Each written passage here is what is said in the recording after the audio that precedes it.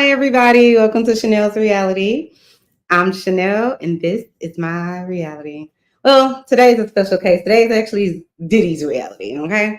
First of all, again, like I said, thanks for joining me. If you're new to the channel and you like the content, please hit the subscribe button and the like button. And if you're, a returning lover of Chanel's Reality, then you go ahead and hit that. Well, hit all my buttons. Hit the like button as well. Hit all my buttons. She needs all of the subscribers that she can get, on the Coco Chanel train. Just saying.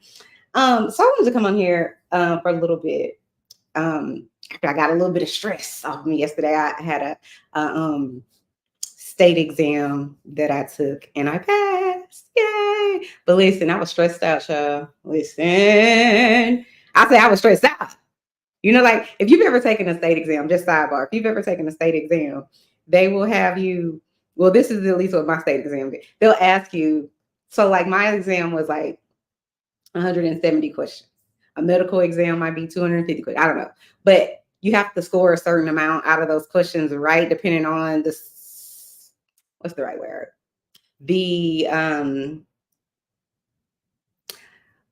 level of difficulty, right? So you may only have to get 98 right if the level of difficulty is 10. You may have to get 150 right if the level of difficulty is 6. I don't know. But anyway, what stressed me out was they ask you, are you sure you're ready to hit this? The last question. Are you sure you're ready to hit the proceed or whatever button? And I'm like, okay, guys, should I do it? Okay, I'm gonna just do it. And I did it. And then they send you to a survey.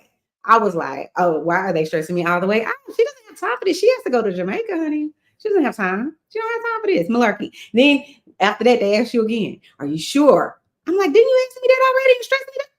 Like, what the? And then they ask you again. Listen, I was like this. I was shaking. But anyway, I passed, so I'm good. Like I said, I wanted to come on here and talk about Sean Combs, Sean Puffy, Daddy Pick. I call him Shitty Diddy. That's my name for him. I've been calling him Shitty Diddy for a minute, but like, I just think he's an awful person, and I believe everything that everyone is saying about him. I believe it all to be true, and you can say whatever you want. I don't care. I'm listen. I don't quote Wendy Williams much, but she used to say this, and I always thought it was so cute. She used to be like, I'm a woman and I have the right to change my mind. And I'm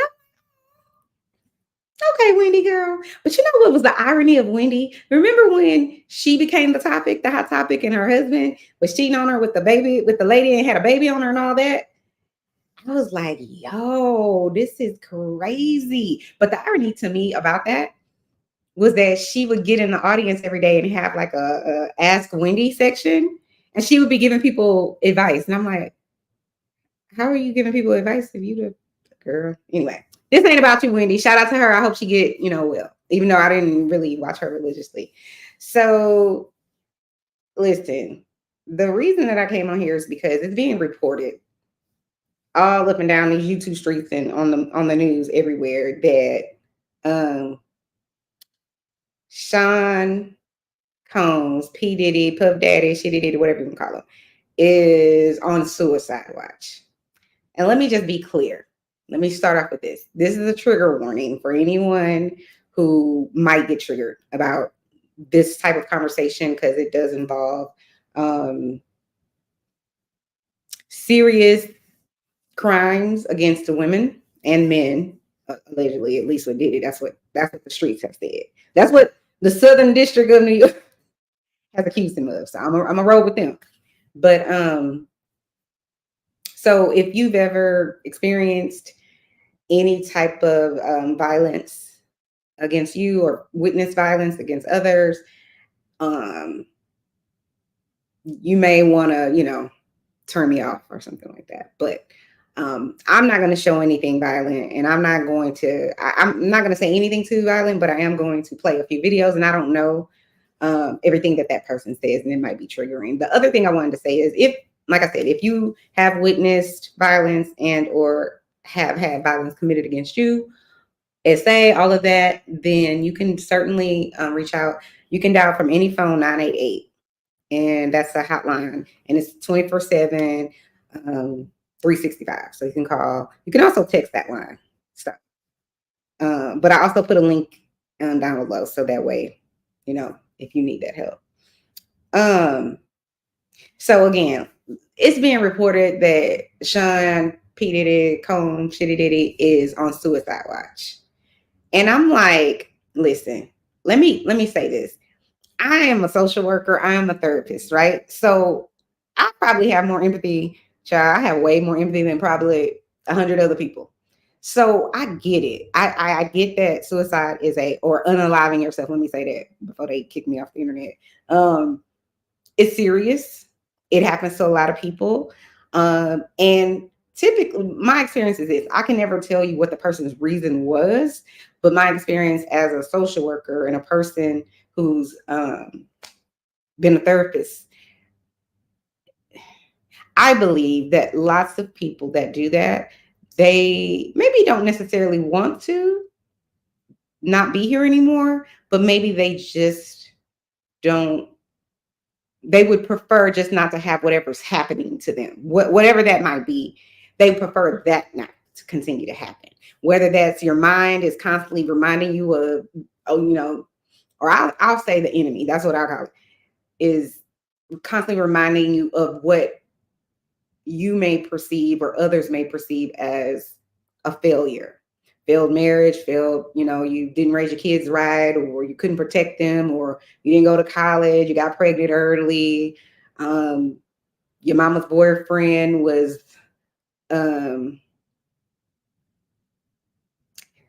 essaying you and she didn't believe you because she chose him, or your grandma was on crack, your boyfriend.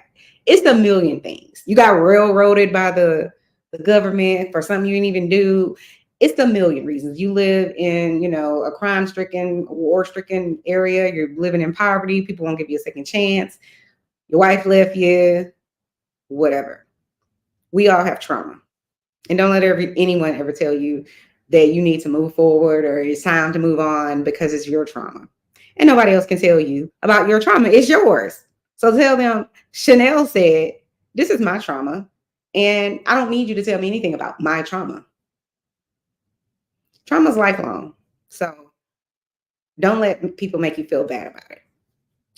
With that being said, I don't believe for a second that this man is thinking about unaliving himself. I don't think this man wants to go. I could be wrong about that. And Lord, if I am, I apologize. But I don't believe that. I believe he feels trapped.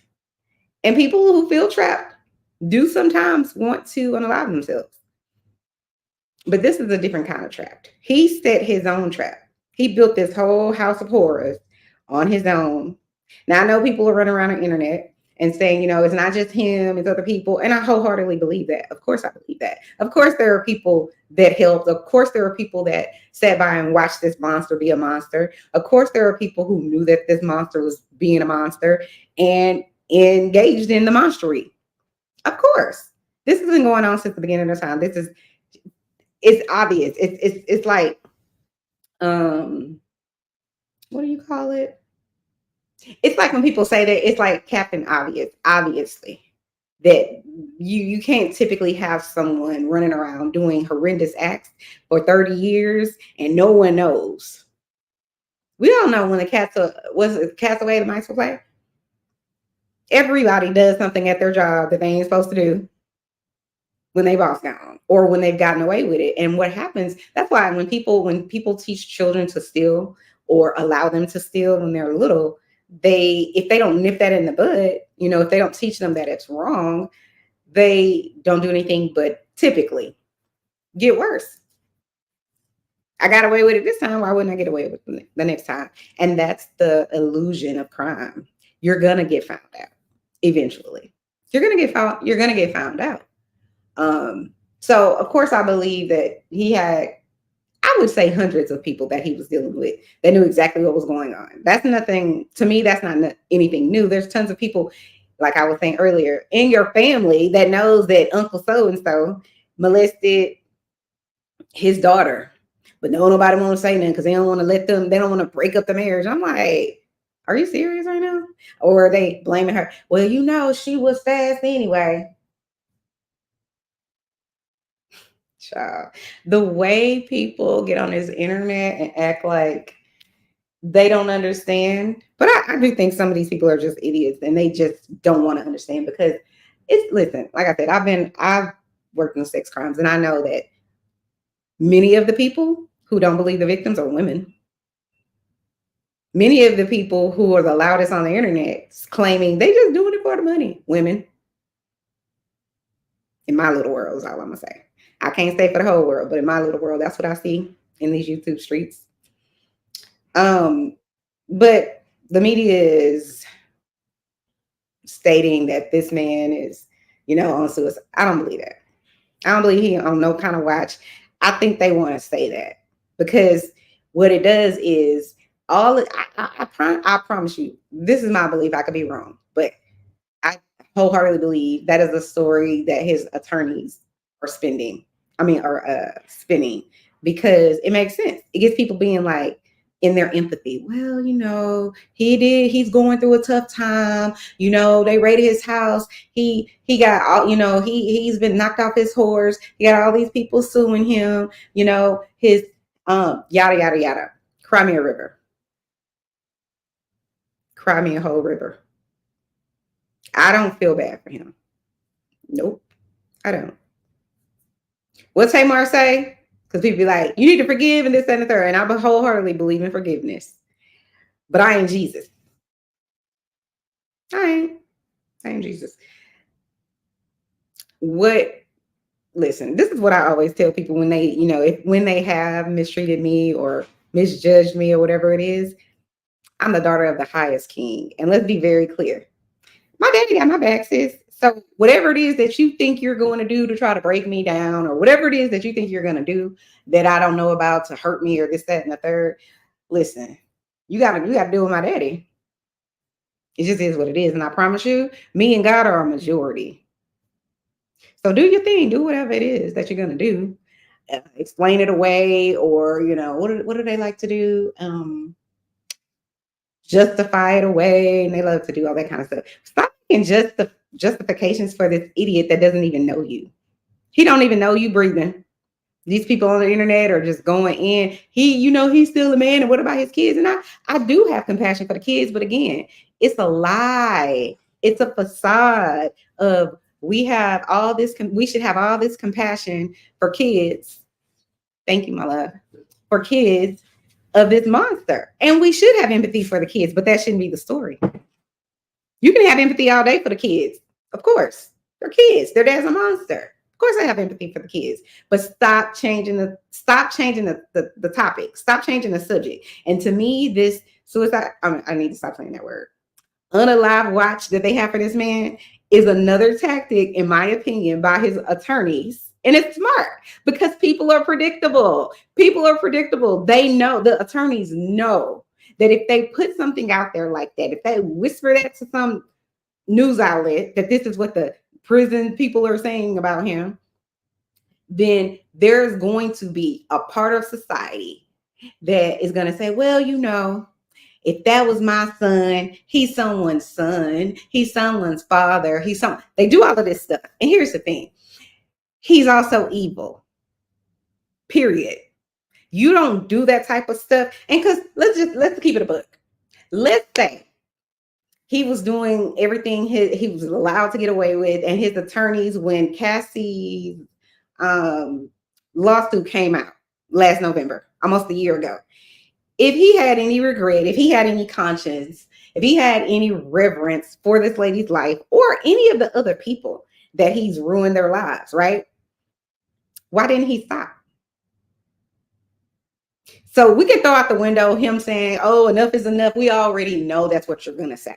Of course, men, in my opinion, well, this is in my opinion, but statistically, men are the people who are the perpetrators. It just is what it is. And they've conditioned many women and other men to attack the alleged victim.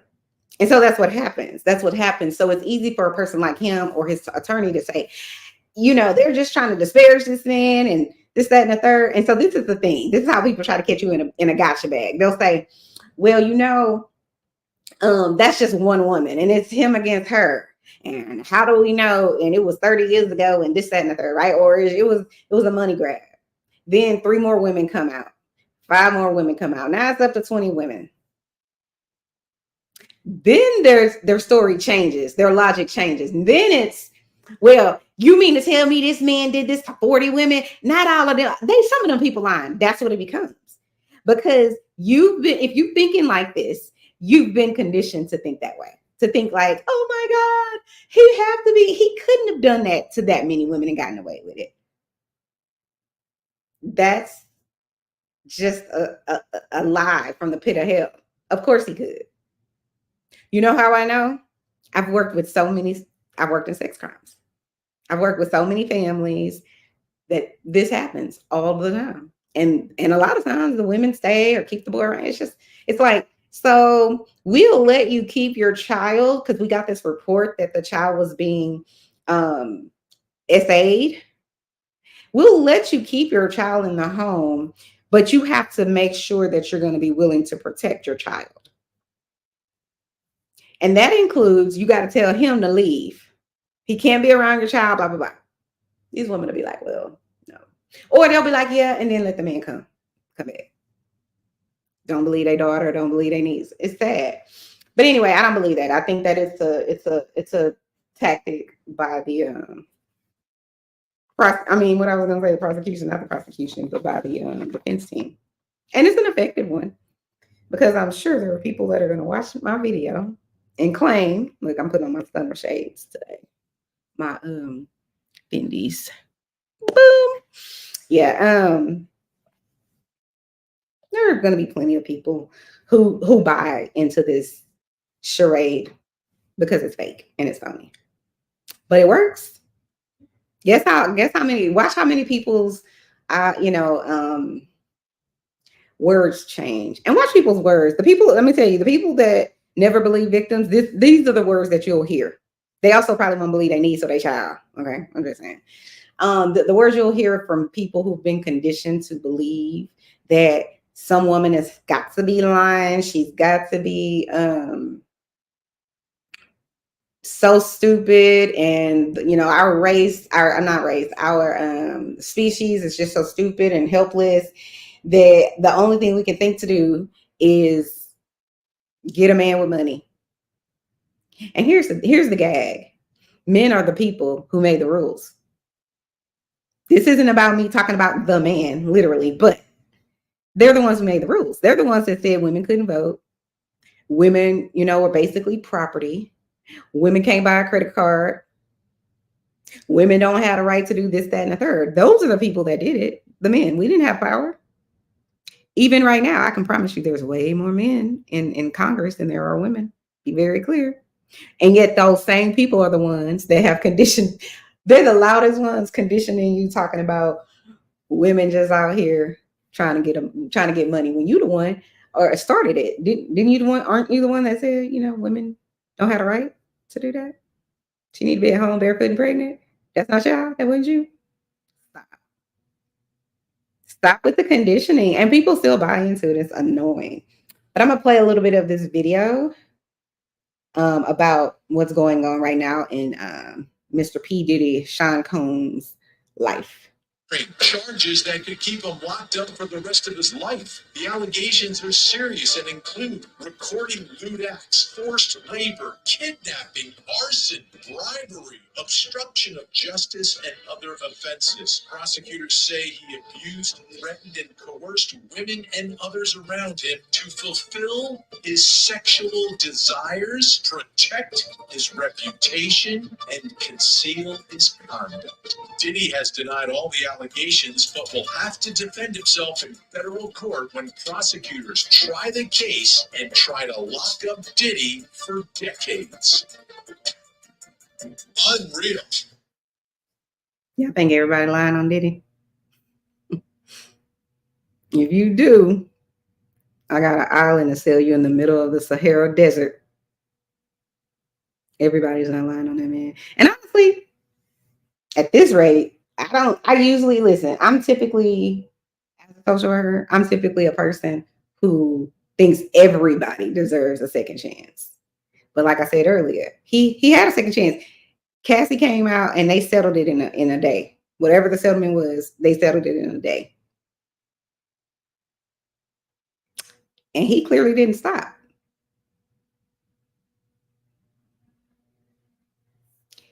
Listen, I watched this what is it called? A documentary years ago about divers that go diving in, like, the blue holes of the world and all these, underground caves and stuff like that. And I remember one of the guys in the video asking like this other professional diver, he said, what is the number one cause, of death of the divers? What causes all of these people to die? These professional people who've had 100 dives and all this. He said, ego. I've dived 200 times. I've dived every hole in the world. So my ego tells me I can dive again. No matter how dangerous, no matter how many people have had issues and maybe not made it out, I'm me. I'm me. So I'm good. To me, that's P. Diddy. That's what he's giving me. He's giving, if all of y'all who thought y'all knew. And then y'all remember, did y'all hear the song his son made? Ignorant. Just ignorant, child. Listen. Ignorant. Ego. It's not your ego. Like, it's not.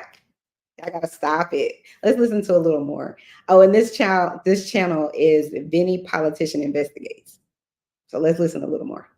When you think about it, when I think about it, you go back in time. It seems like yesterday, but it was a while ago when he burst onto the scene. And then you saw the rise to fame and fortune and really becoming a mogul in the entertainment business. You talk about a fall from grace. I want you to take a listen. This is the U.S. Attorney Damian Williams, whose office is handling the case against Diddy and investigated the case against Diddy. And in particular, zeroing in on what seems to be an ongoing, I don't know if you would call it a party or something that was happening that would often result in this type of conduct. And it had a strange name. They call them freak-offs. Take a listen. The indictment alleges that Combs abused and exploited women and other people for years, and in a variety of ways. As alleged, Combs used force, threats of force, and coercion to cause victims to engage in extended sexual performances with male commercial sex workers, some of whom he transported or caused to be transported over state lines. Savage. Combs allegedly planned and controlled the sex performances, which he called freak-offs, and he often electronically recorded them.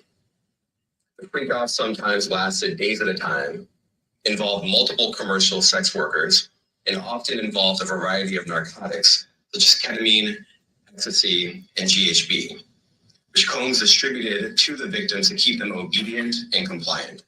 As alleged, when Combs didn't get his way, he was violent, and he subjected victims to physical, emotional, and verbal abuse so that they would participate in the freak-offs. Savage. And that Combs hit, kicked, threw objects at, and dragged victims, at times by their hair. On one occasion in March of 2016, that conduct was captured on video and later reported in the media.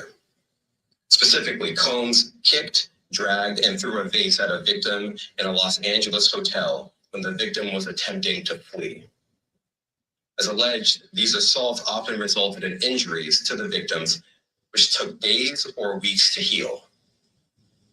In addition to the violence, the indictment alleges that Combs threatened and coerced victims to get them to participate in the freak-offs.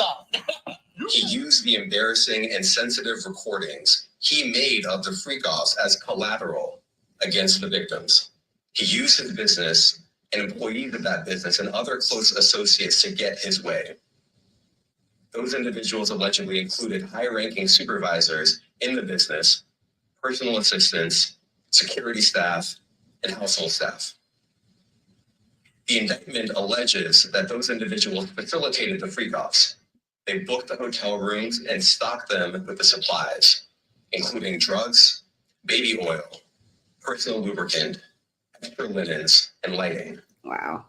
When the hotel rooms got damaged, they helped clean it up. They arranged for victims and commercial sex workers to travel for the freak-offs, and they delivered large quantities of cash to Combs to pay for the commercial sex workers. This is extreme behavior that's...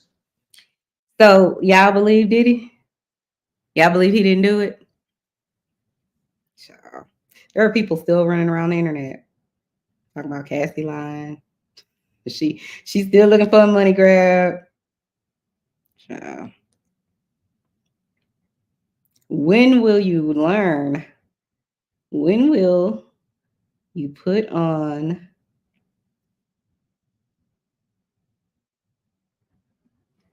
I've been telling people, use both sides of your brain. This is all I can tell you. Just use both sides of your brain. That's all I'm saying. Let's keep listening. Being alleged here. And it brings me to my first question. It's about these freak-offs, which is what exactly happened at Diddy's freak-offs? What's going on here? Do people know about this? Was this a secret? Let me bring in my guest going to help us through all of this. An open Joining me secret. tonight, celebrity blogger and columnist Perez Hilton is with us. Jesus. And editor-in-chief of Hip Hop. I cannot. I don't. Oh God, why do they give? Perez Hilton. He was a cyber terrorist, in my opinion. Because listen, my channel is not to tear people down. This guy Diddy, I don't care about him. There's levels to this. He's just a menace to society. It just is what it is. But what I'm saying is, Perez Hilton, in my opinion, he did nothing but sit on top of, I feel like, Britney Spears' neck. And I feel like was a part of the culture that just, for whatever reason, wanted to just mock her. But he also, to me, shout out to all of the, LGBT, the alphabet people. I'm not here to down anybody. Do whatever you want to do. That's between you and whoever you're doing it with. I don't care. But Perez Hilton, to me, is, and I've met a few guys like this in my life. This has just been my personal experience. Not a lot of them, but I've had this experience a few times where, who's another person that acts like that? What is his name? He has a YouTube channel. What is his name? He was on that channel, TGIF with Claudia Jordan. Funky Dineva. He's another one that acts to me like Perez Hilton. It feels like they get, to me, this is the energy that they give when they talk about women. And the way that they talk about women so aggressively, it feels like I'm a gay man who hates certain women because I'm not a woman. They don't hate all of them. But I feel like it's just the way that, because I don't understand how you can sit on someone's neck literally day after day, week after week, month after month, who's done nothing to you. Who's done nothing to you? Who's Britney bothering? Nobody.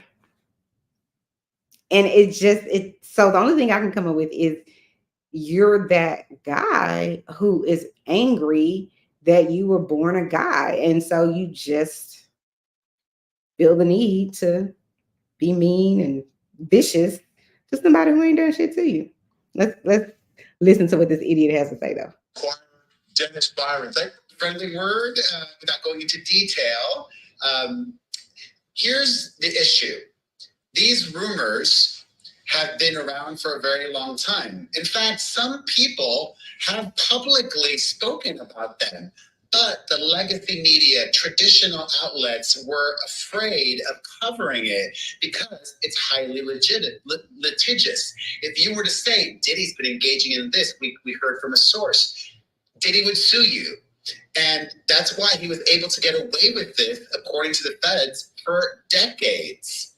And also with the aiding and abiding, the accomplices being his staff who helped him run this criminal operation. Dennis Byron, let me ask you, freak-offs. Was everyone using the term? Had you ever heard this term before?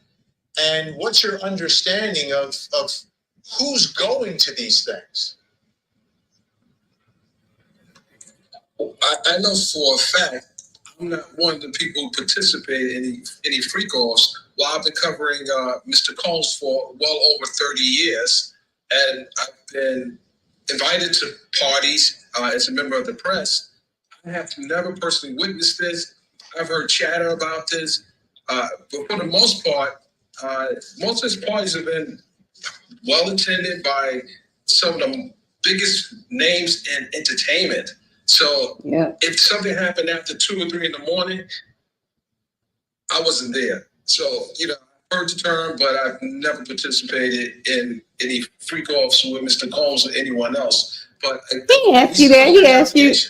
Oh, absolutely. He participated. Because we covered this story previously, the civil lawsuit by Cassie. And I want to read part of this, which sort of traces the origins of the freak-offs.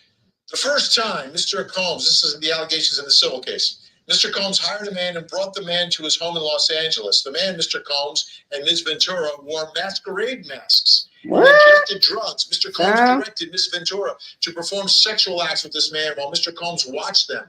He masturbated while he directed Ms. Ventura and the man to do specific sexual acts. The entire encounter lasted multiple days. Mr. Combs began to call the arrangement a freak-off or an FI. Ms. Ventura was eventually instructed to use websites and escort services to find male sex workers to participate. There's more here. I'm not going to read that part. Wow, it gets bad. They're talking about sex workers and then drugs. Perez, was this? This is egregious, and he should be locked away. The sidebar. Shout out to my husband who went. He had a business trip in the Philippines, and he brought me this shirt. It's so cute, right? I also told him I was going to wear this shirt to go take my exam that I passed, and as a good luck charm, and I did. So I'm just saying, shout out to you, baby boo. Okay, let's finish listening. Is my understanding of these freak-offs that it's more about Diddy and one partners he's with that he wants to see with other men? Or is this more of a group party? Like, is it a party? You know what I'm confused? I really do wonder, because listen, like I said, no shade to the what do you call those people?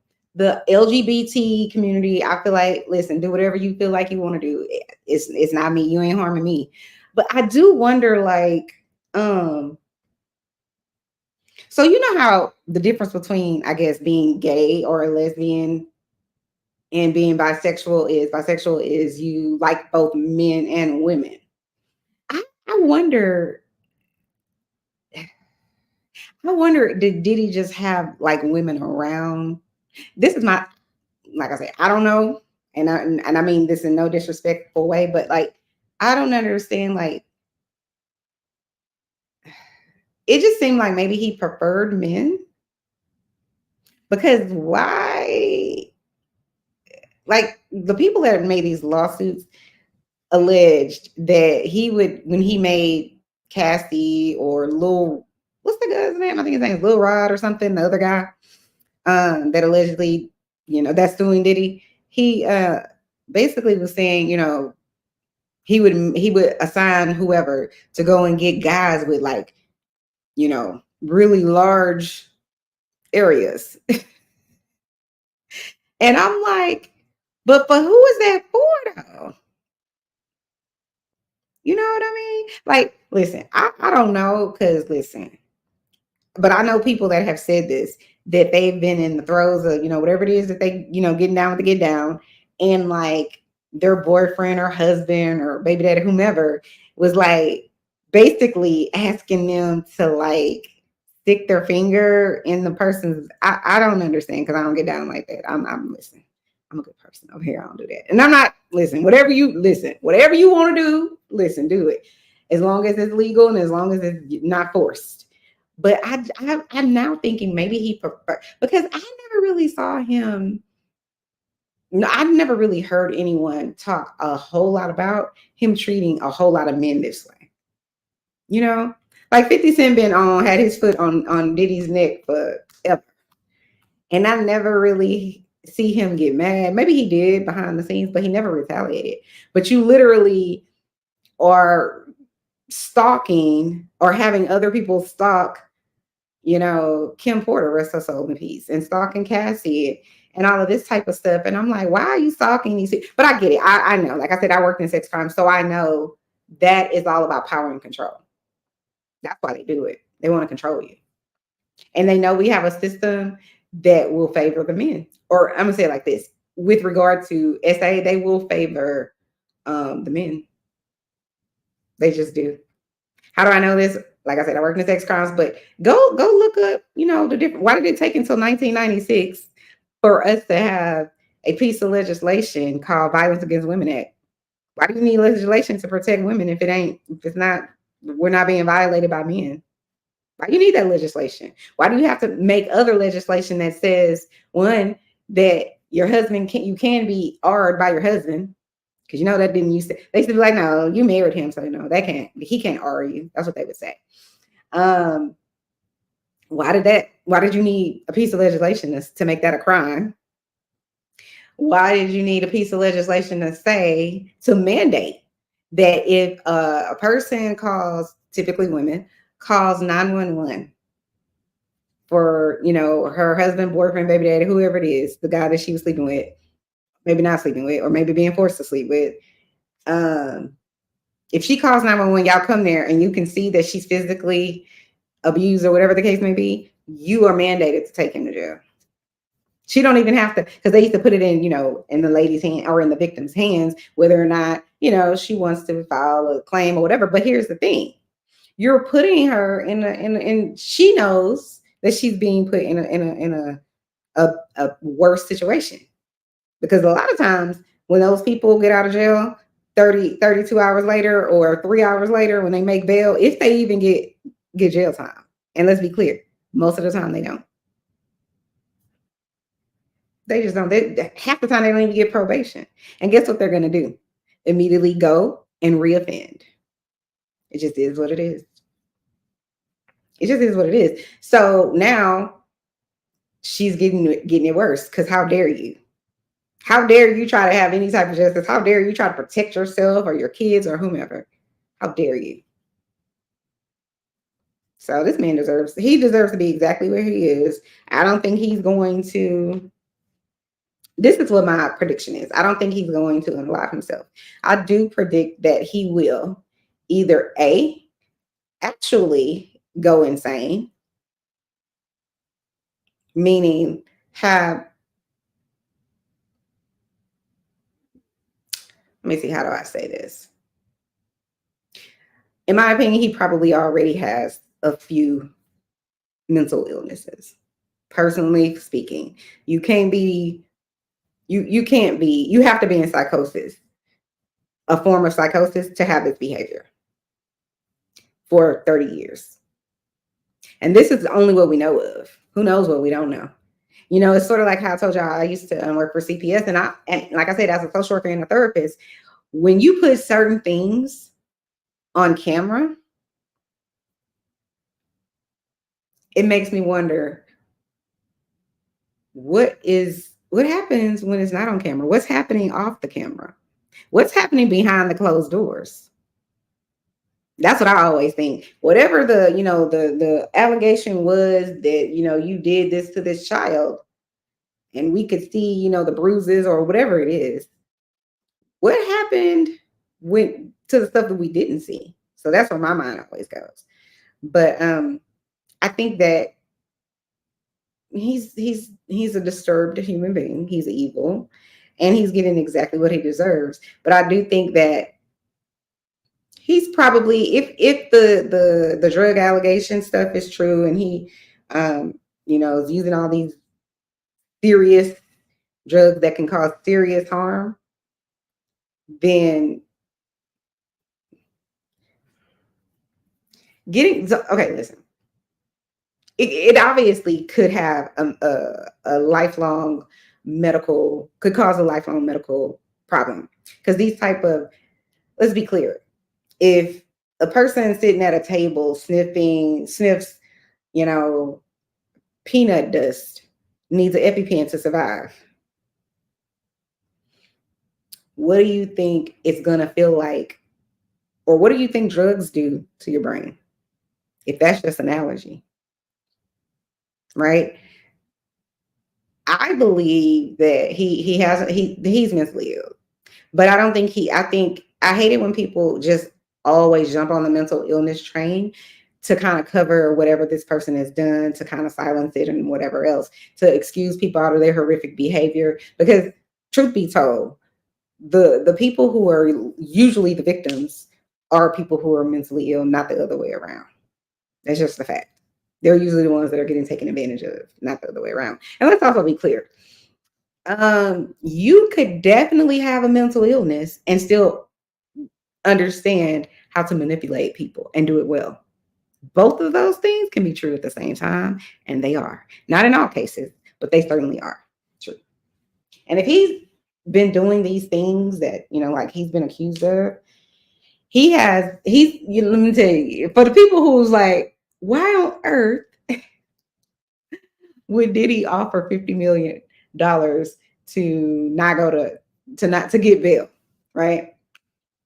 Let me tell you why. This is just my opinion. And like I said before, everything on Chanel's reality is in my opinion and is, for entertainment purposes only. Okay. My opinion is he has, like anyone who's ever been addicted, physically addicted to any type of narcotic or prescription pill or alcohol, whatever, right? There's something called dope sick, right? So what his fear is, in my opinion, outside of whatever fear he might have of going to prison, which I don't necessarily think that's a fear for him. I think that's just like, I don't want to do it. That's just my opinion. His fear, in my opinion, is being dope sick. He knows what it feels like to maybe not have whatever his drugs of choice, if he actually, because I don't know if that's true, but if he's actually indulging in that life, the way that people have accused him of doing, I believe he is or was. That's his fear. Nobody puts up $50 million for bail if they're innocent. And they certainly don't do it if they're just going to go and, if they think that they could pay the highest priced attorney to get them out of jail. They don't do that. I'm not giving you $50 million so I don't go to jail. I'm a bad boy. They're not doing that. He did that, in my opinion, because he's afraid.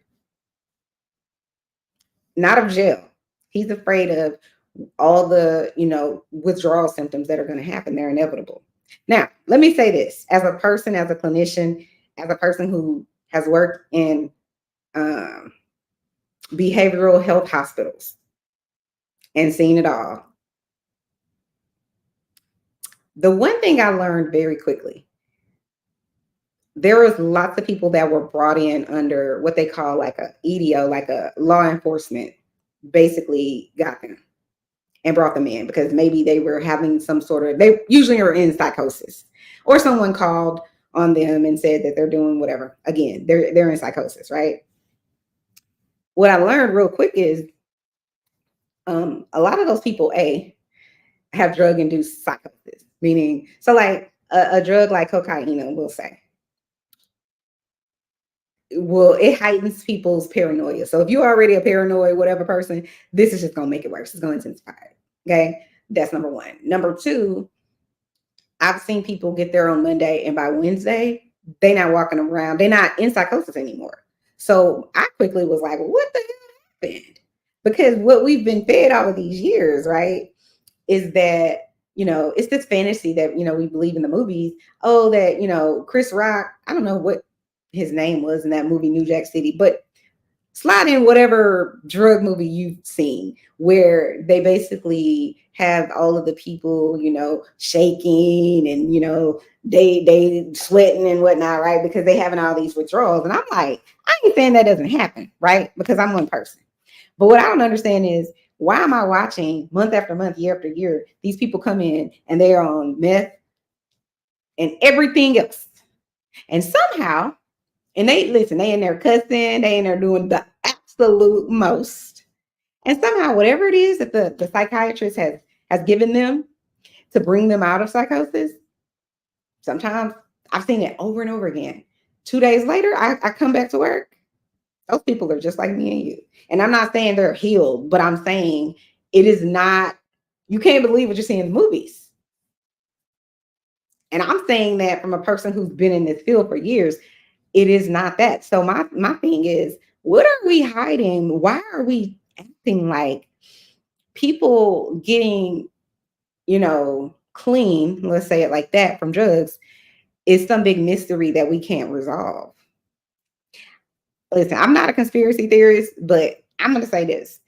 If I can see some people come in here day after day, month after month, year after year, and see them do absolutely the most, right? And then you go because you're getting ready to withdraw them, or you're getting ready to talk to them about, who's in their family, blah, blah, blah, who can help them with the supports they have, whatever. Why are they there? Do they know why they're there?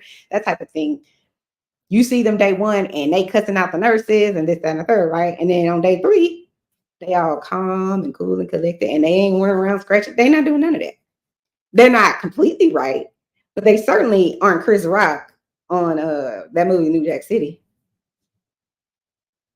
It's a fallacy, just like these ideas that you got to go to be in treatment for however many weeks and months and whatever. And I'm not saying I'm an expert on that, but I am saying that everything that they're telling you is happening isn't all true. I think the biggest problem for people that relapse, and this is just my opinion, is not necessarily poverty, because we know there's drug use, girl. Listen, there's drug use all up and down corporate America. That's why those people, you notice, they don't ever have to take a drug test before they get hired. It's people at the bottom, people smoking the weed, but the ones taking the ketamine and the cocaine, they're the ones that literally have to, child, got to go through 14 different. I'm like, did I apply to work for the CIA? Because I don't understand. But we all getting randomly tested, just saying. So I do believe that relapse happens. I do believe, and I know that people have addictive personalities, but I also know, in my opinion, I'm gonna say it like this: if they wanted us to not have a drug problem in this country, we wouldn't have it.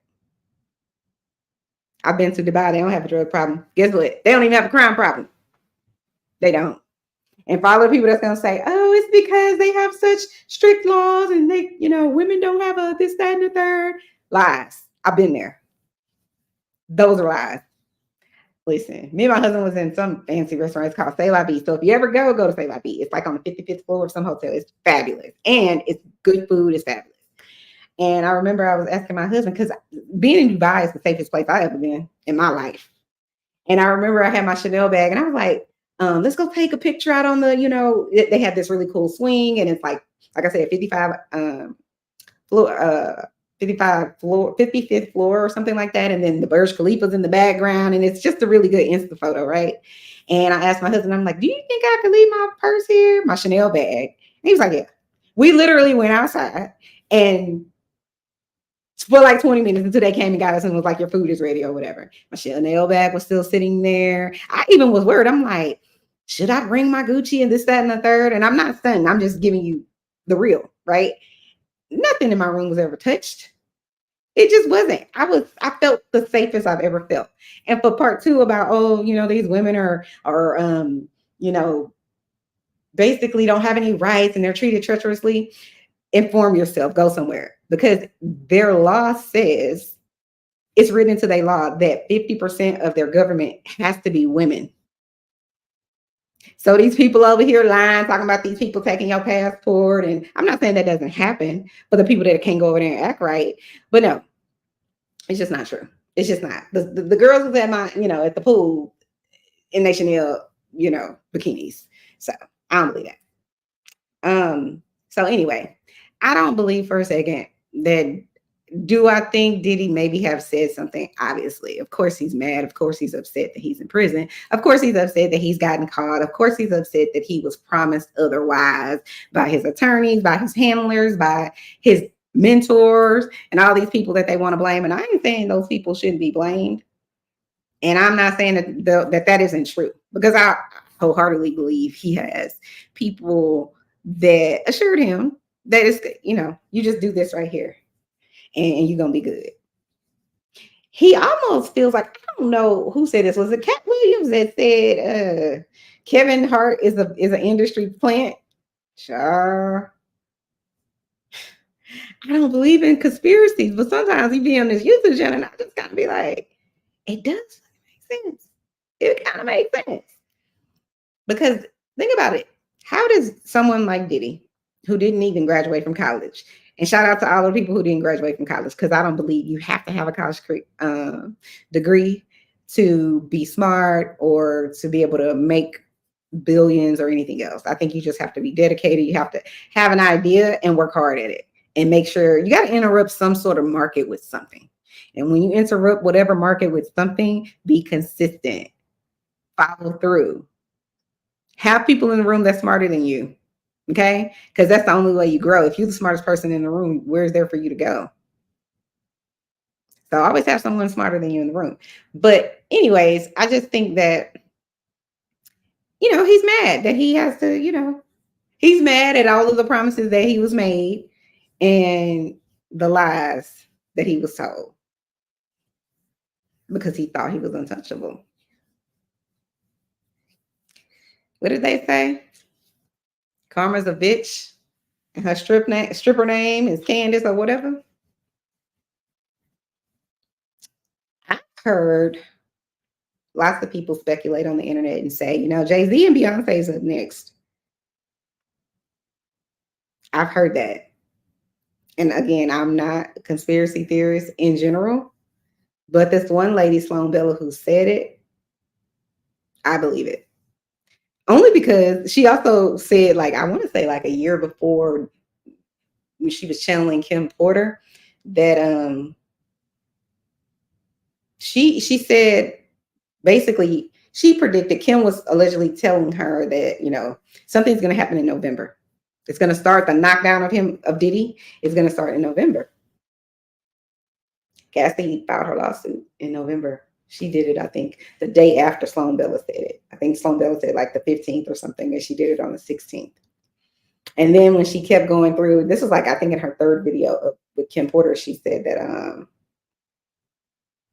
something else, Sloan Bella started saying, we're not done with this. We're not done with this. Something else is going to happen. She said something's going to come up in March.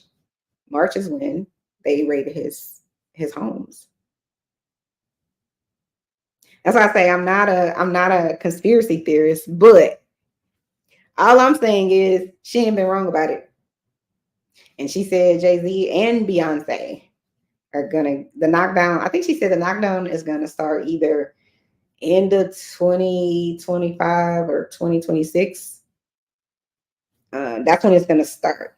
She said it's gonna be in the theft of something.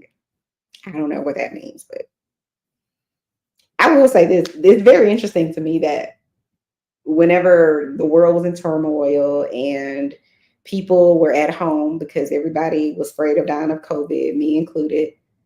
But I still had a job because my job at that point was I worked with people who had intellectual disabilities and who were medically fragile. And so we didn't get to go home. You don't get to have a day off. These people need your help.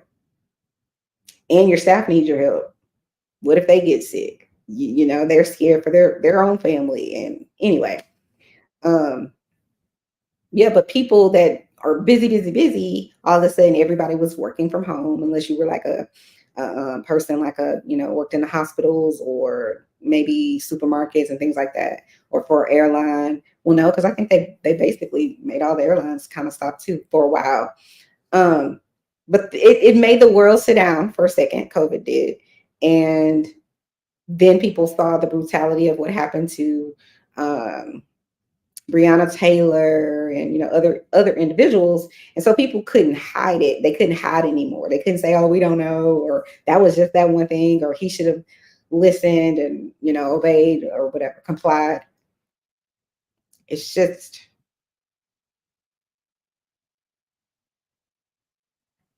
the world is different. Everybody has a phone. Let's listen a little more. Or is it like Diddy, Cassie, or someone else, and then they bring in these other folks, and the staff is sort of helping produce the whole thing?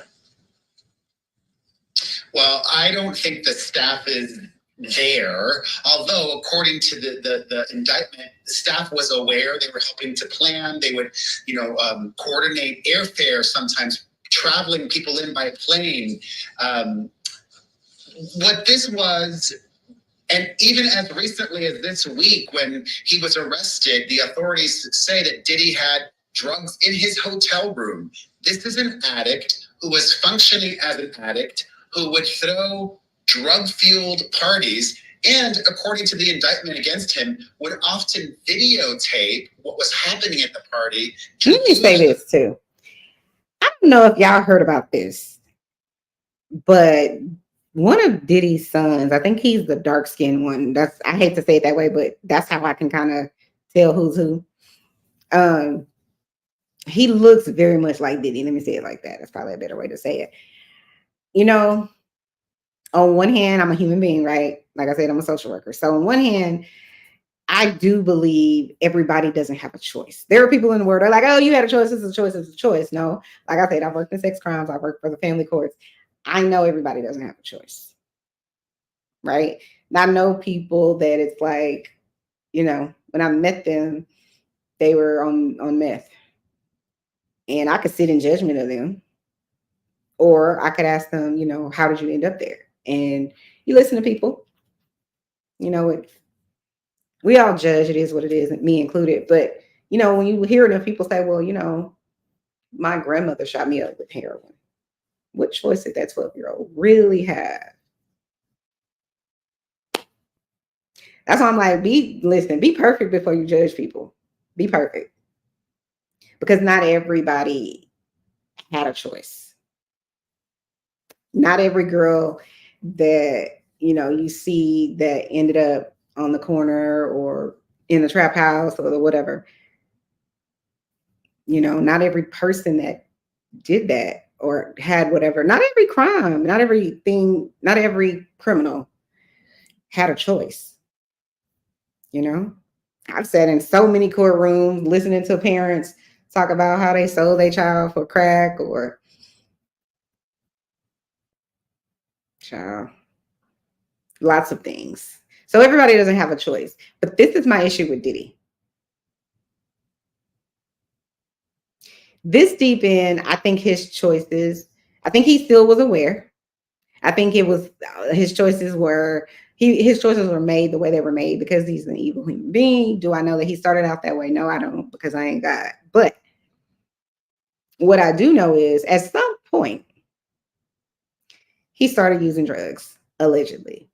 And even though, like, I will never be a believer on you didn't know what you were doing. Like, you knew, even if you're drunk, people be like, oh, well, they were drunk. No, you still know.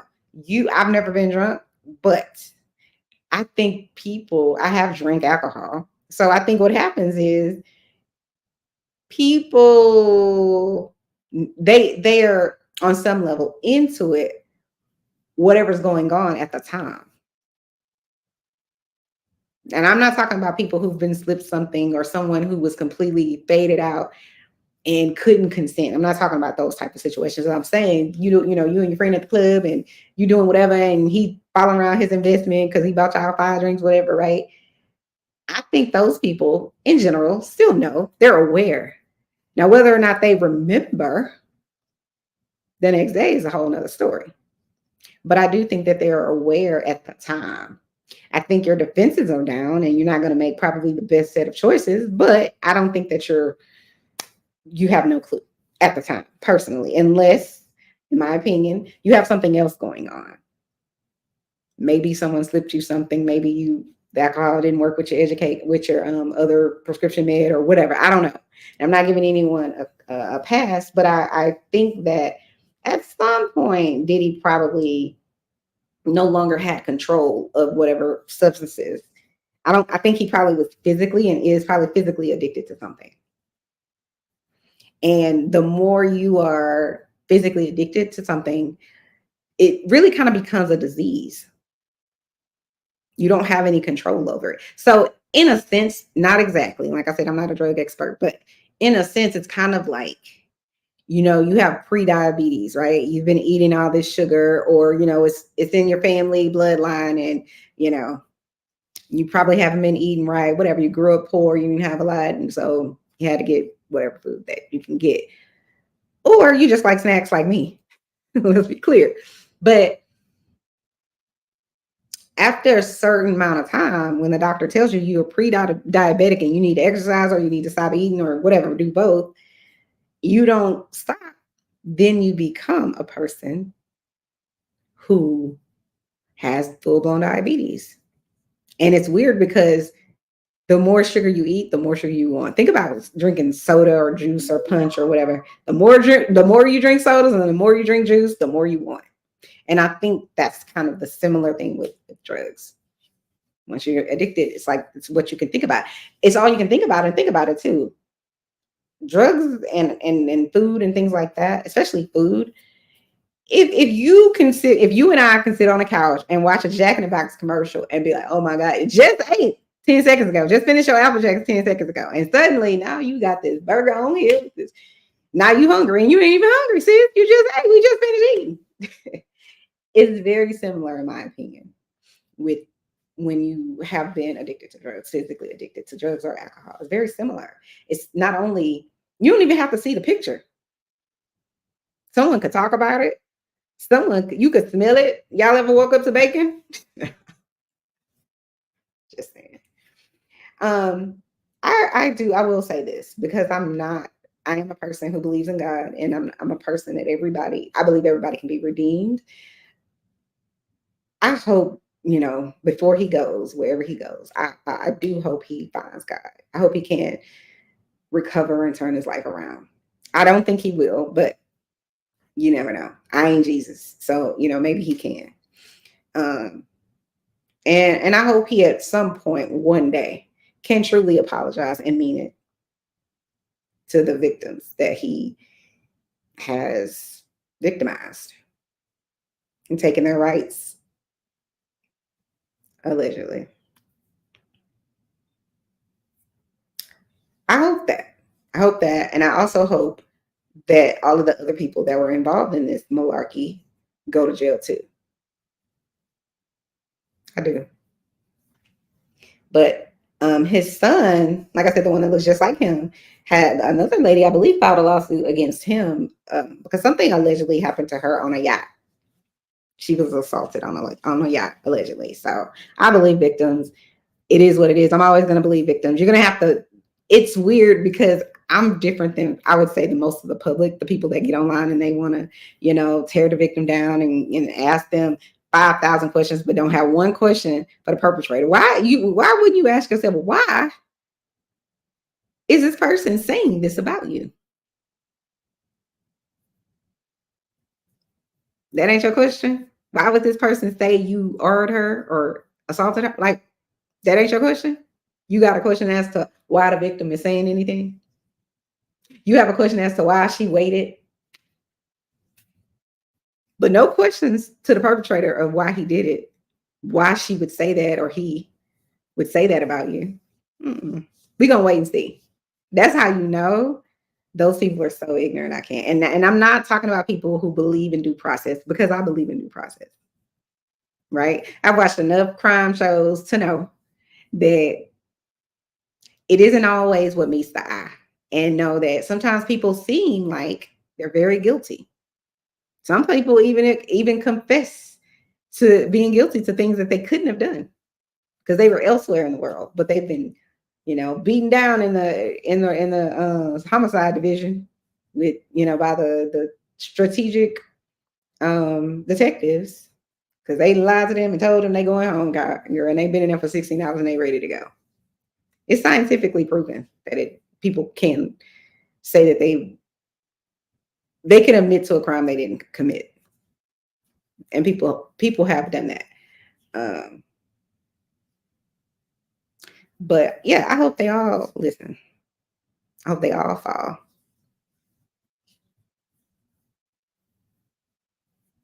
But my prediction is that what will happen to Diddy is because I don't think he can ever speak about the people that everybody thinks he's going to go and squeal on, because I don't think he's going to do that.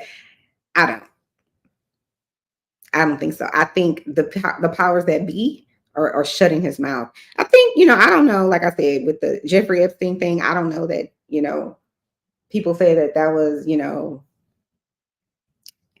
Jeffrey unalived himself, and there's a lot of people that don't believe that. I don't know. I wasn't there.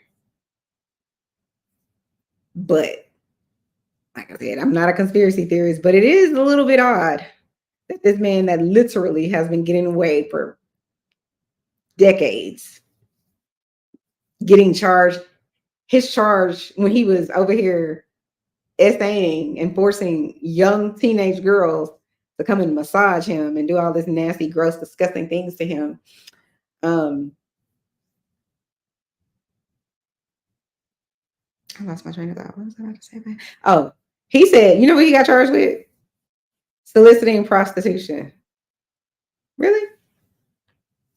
So these minors that you had going to get other minors, or Gaiseline, whatever that lady's, Maxwell lady, her going and getting these young girls and essaying them. Somehow the state has said that we're just going to charge him with prostitution, soliciting prostitution. Does that sound right? So basically what you're saying is the women that he assaulted were prostitutes. The children, the 14, 15, 16-year-olds, they were prostitutes. And then let him out of jail. That man was arrested, I feel like 3 or 4 times. And then the last time, he probably was like, you know what, I got something to say. Y'all not gonna let me sit in here. And they probably did him in. Because I do think that there are people on this earth with agendas that we will never know anything about unless it's 75 years after. Things like JFK and the magic bullet stuff. I believe that something sinister happened. It isn't what they showed us. And I only believe that because why would you need to seal away what happened to JFK for 75 years? What's that important? What is it that the government doesn't want us to know? I'm just asking. Again, I'm not a conspiracy theorist, but it doesn't make sense to me, and I'm an intelligent person. Why does whatever happened to that man and his wife and his family, whatever it is that the government found, why does it need to be locked away for 75 years? Why? Because all of those people will be gone by the time the public knows. I'll probably be in my 80s. And then they'll probably have some other top secret reason that it can't be, whatever.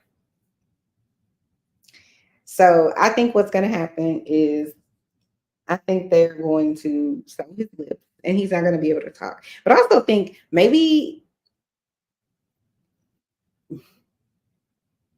with the drug use, he's going to have a mental illness that's a result of it, possibly. Or maybe he already had a few mental illnesses and it's just the drugs have increased it.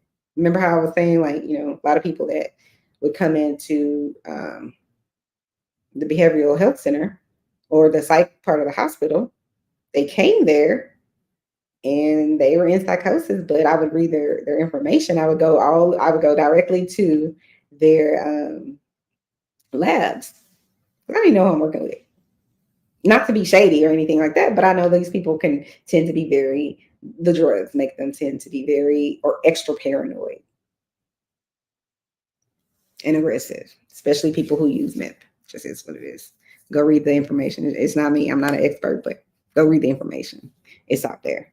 So anyway, guys, chime down in the comments. Let me know what you think about this whole Diddy situation. Do you think he's going to get bail ever? Do you think that he's really on?